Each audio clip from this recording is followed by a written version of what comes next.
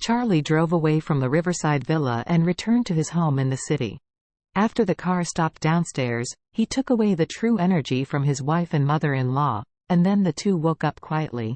When the two woke up, they were still in the worry and fear before, but suddenly saw that he was sitting in the car, and Charlie looked back at the two. Both of them were a little shocked.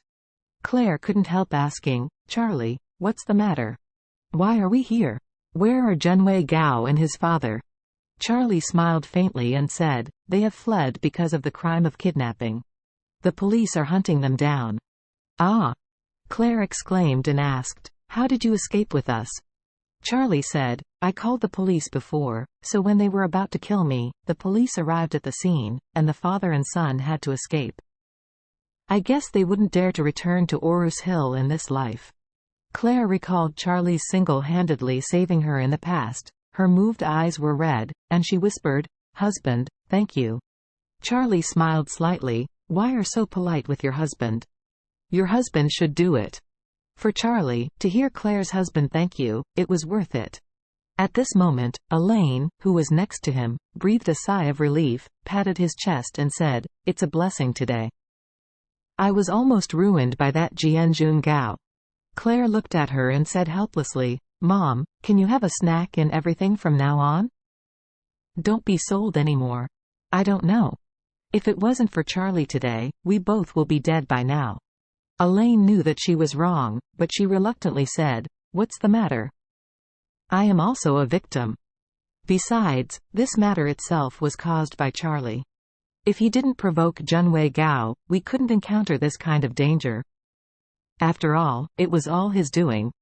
Claire angrily said, "Why don't you get some sense?" After that, she pushed the door and got out of the car, and went upstairs. Seeing Claire upstairs, Elaine hurriedly pushed the car door to catch up. Charlie also hurriedly followed. When he got home, the old master was not at home, so Elaine said to Claire, "Claire, don't tell your dad what happened today. Do you hear?" Claire asked back, "Don't you think you are right? What's the guilty conscience?" Elaine insisted, "Why do I have a guilty conscience? I just don't want your dad to worry too much. Aren't we two already all right? What's the point of making him afraid?" Claire said, "If you don't admit your mistakes in this matter, then I will tell Dad and let Dad judge." Elaine hurriedly said, "Oh, okay. I admit that I owe it to consideration, okay? I blame that D*MN Junwei Gao. Shish. T. Even who dared to fix Lady Wilson. He also said to give me a Mercedes-Benz S500. I haven't even opened it yet." Claire suddenly heard Elaine talking about the Mercedes-Benz S500, and hurriedly asked, "What Mercedes-Benz S500? Mom, what is going on?" Elaine realized that she had said something wrong, and hurriedly explained, "Oh, that Junwei Gao called me and said that he wanted to apologize to you, so he gave me a Mercedes-Benz car first, and I thought about it. You and your dad both have a car.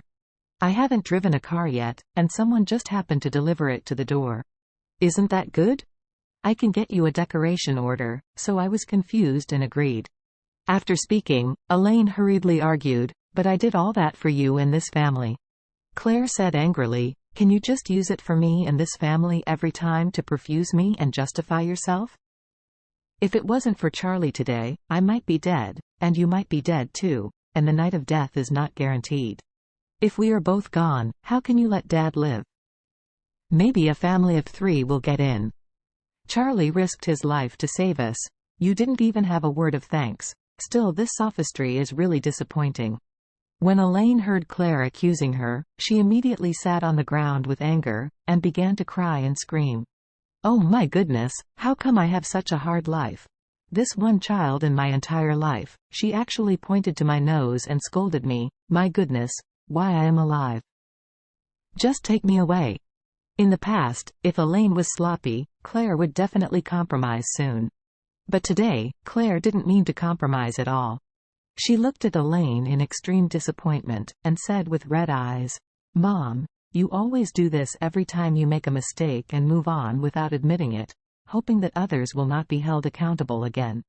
If others continue to be held accountable, you will be sloppy. Shameless, do you think others will always accommodate you and forgive you?" Elaine continued her performance, crying and wailing, "I'm so bitter, God. My biological girl actually talked to me like this. Doesn't she know that her parents are more than heaven? No matter what parents do wrong, they should be treated like children. I don't have the right to blame. God, you said this house, can I stay in the future? I can't stay anymore, then what is the point of being alive?" Claire shed 2 lines of tears, and resolutely said, "Mom, if you are always like this, then Charlie and I will move out. I still have some savings. Let us rent a 1-bedroom apartment. It doesn't cost much." After speaking, she said to Charlie, "Husband, go and pack your things." Of course Charlie nodded repeatedly and said, "Okay, then I will go." Claire took out her cell phone again and said to Elaine, "I call Dad and tell him I am moving out. Let the 2 of you live there. No matter what you do wrong, I won't accuse you again." Elaine suddenly panicked. In her life, the only hope she has is Claire. Otherwise, with Jacob's ability, don't even think about turning over in this life. However, this time Claire seemed to have a very determined attitude. If she had really called Jacob, there would be no room for turning around. So she rushed over, hugged Claire's legs, and cried and said, "Claire, don't leave Mom, Claire. Isn't it okay if Mom is wrong? Mom really knows it wrong. It's all my fault for being so senseless. Don't worry, Mom will change it in the future. Can't Mom change it?"